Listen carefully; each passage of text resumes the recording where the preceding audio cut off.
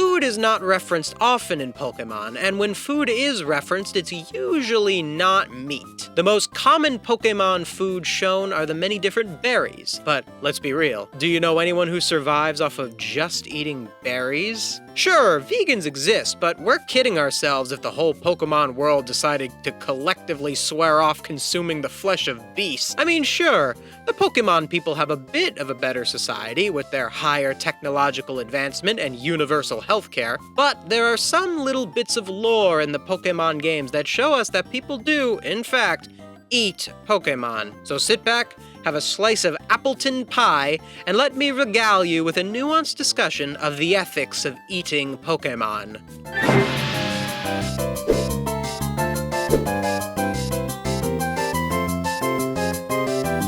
We will begin this conversation with the most obvious example of a Pokémon being used for food, Farfetch'd. Farfetch'd's whole deal is that when you find it, you get yourself a full meal, with the bird being the meat and the leek being the vegetables.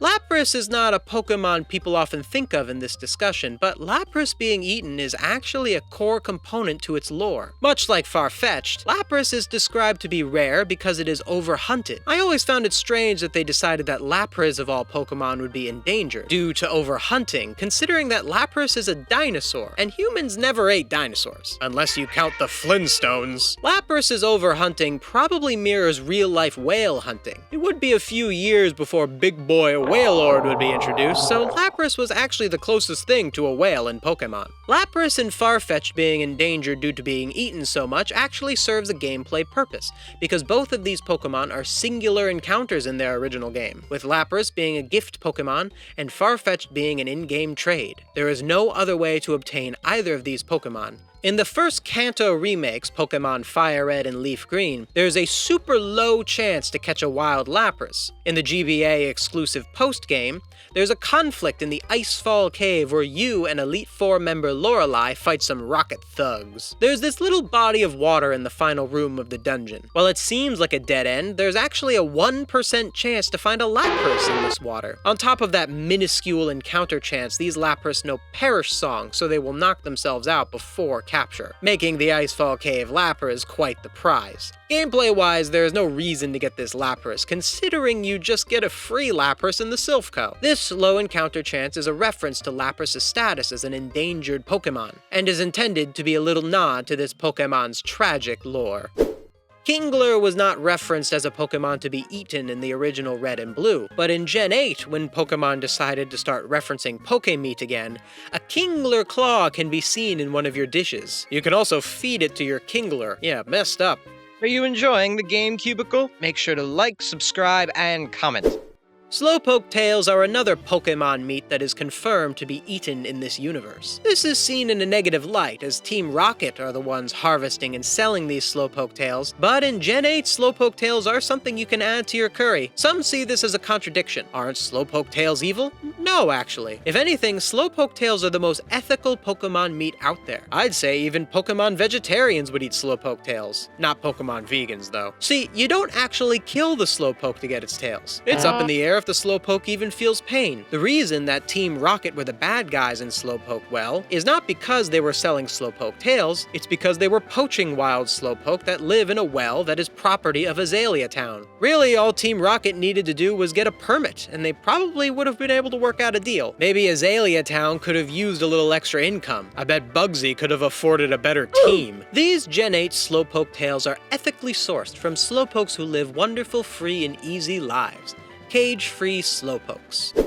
Now let's talk Pokemon that are just straight up based on food. The earliest Foodmon is arguably Execute and Exeggutor. Execute is actually seeds, not eggs, and Exeggutor are coconuts. Their status as food is secondary to them more so being based on plants. Then you've got Tropius in Generation 3 with its banana beard. Tropius isn't itself food, but food grows off of it, so would these bananas be considered meat? Then in Gen 4 you've got Cherubi and Cherim, which similar to Execute are more so based on plants instead of being based on food. Then Gen 5 came around, and it all went out the window with the ice cream Pokemon. All bets are off now. Cotton candy Pokemon, apple Pokemon, cream Pokemon? Let's talk about this cream Pokemon.